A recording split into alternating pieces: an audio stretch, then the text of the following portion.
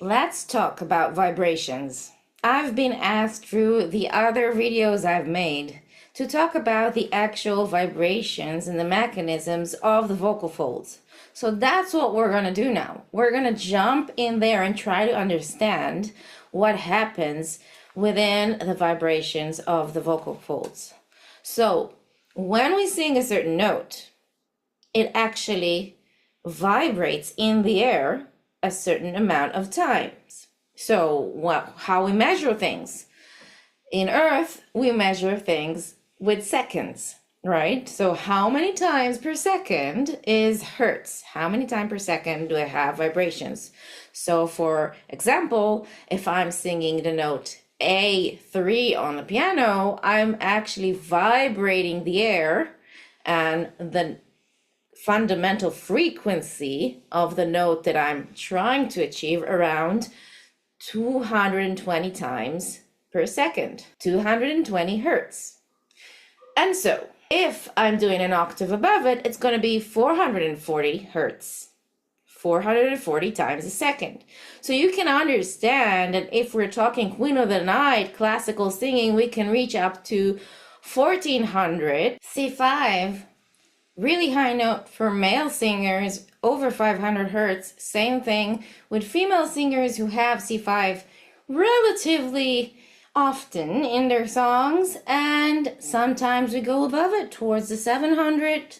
We may see that a lot in musical theater, in high belt rock singing, all that. So that's how many times per second the air vibrates. But it's not just the air, it's the vocal folds themselves. So the vocal folds will vibrate at the same frequency.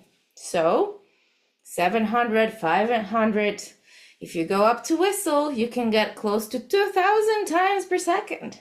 And that's how much friction your vocal folds need to manage. The vocal folds are closed, but the actual kind of layers, the mucosal layer in them, vibrates in that frequency. That's how many times per second. But in each of those cycles, and it doesn't matter if it's 100th of a second or 2000th of a second, if that's how you say that. In each of those cycles, something else can happen. The shape of the vibration can change a little bit. And the shape of the vibration is affected both by the subglottal and the supraglottal pressures that are managing how the vocal folds will vibrate along with the muscles that are pulling and bringing them together. So all of that is going to affect the shape and how those vocal folds vibrate. And we see those different shapes as different patterns in oscillations.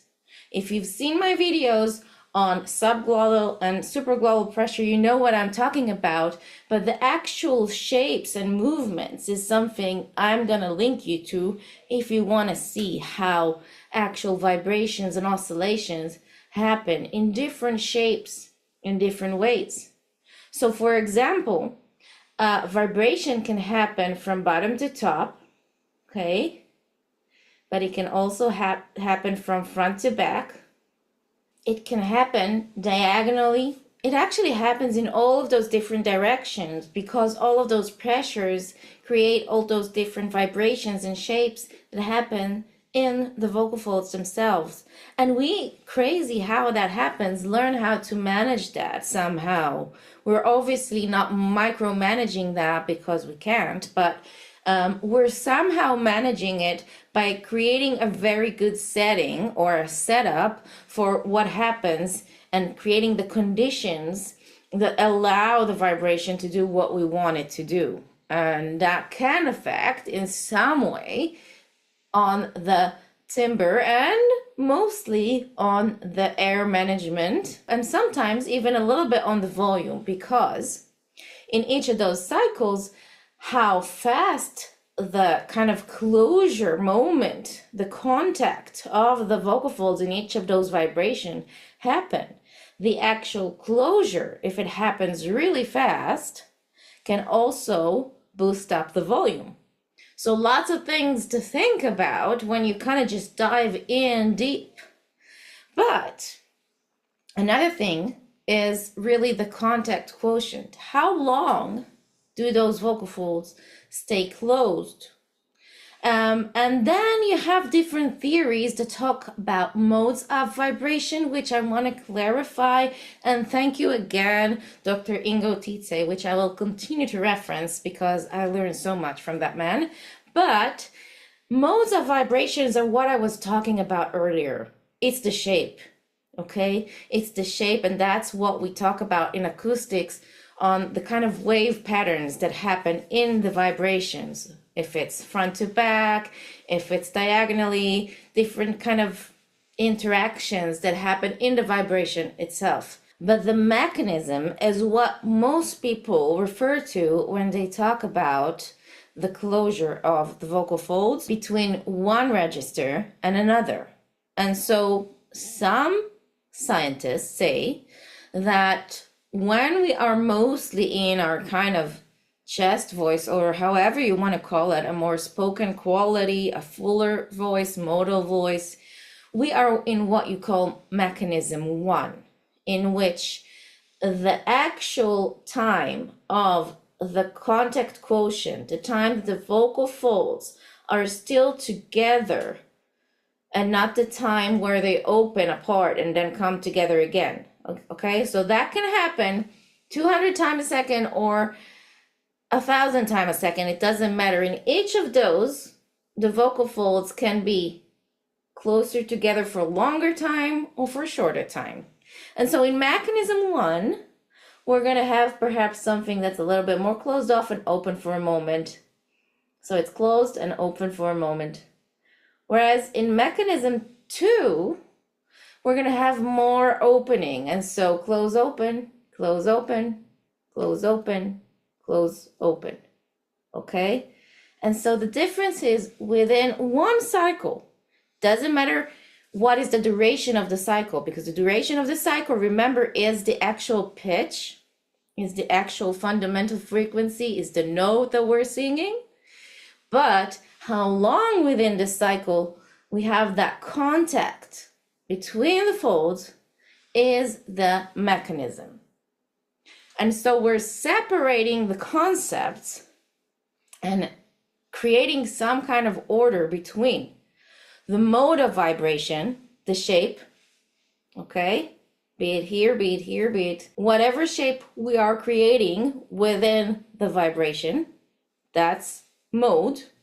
Mechanism, how long the vocal folds stay together within each of those vibrations, no matter what shape it's making.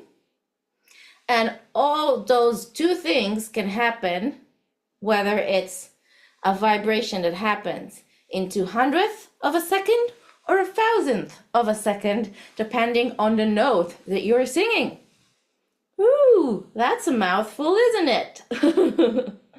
And so it's very important to try to differentiate those different concepts, because sometimes they get kind of confused.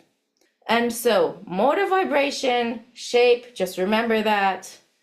Length and how long the vocal folds stay together within each cycle can determine how close they are. Mechanism 1 is more related to kind of chest voice, modal voice. Mode 2 is more related to head voice, but again, those concepts on their own can be confusing, but that is normally how they divide the registers. And so mode 2 will be a bit more open. And then lastly, we have how many times and how many cycles we actually have per second.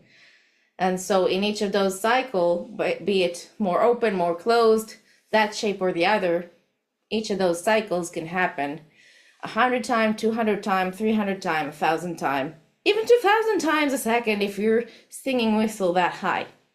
I hope that helps, and I hope you enjoyed the video. You can comment and let me know. Talk about the difference between